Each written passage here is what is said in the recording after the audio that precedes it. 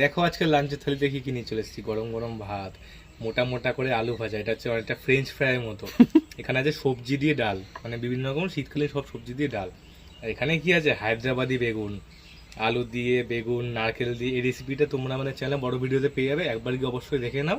আর করে অবশ্যই ট্রাই করে দেখো, খুব সুন্দর লাগে মিষ্টি মিষ্টি রেসিপিটা। তো খেয়ে নিই, ডালটা নিয়ে, ডাল আলু ভাজাটা আগে খাবো।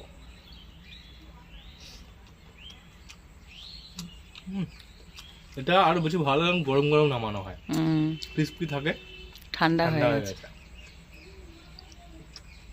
ওই হায়দ্রাবাদিটা খেয়ে দেখি, কি হায়দ্রাবাদে চলে যেতে পারবো, দেখা যাবে। এক কামড়ে। কেমন হয়েছে? মারাত্মক, একবার অবশ্যই ট্রাই করে দেখো। নিরামিষের দিন দারুণ লাগে। পুরো নিরামিষ থালি কিন্তু এটা আজকে।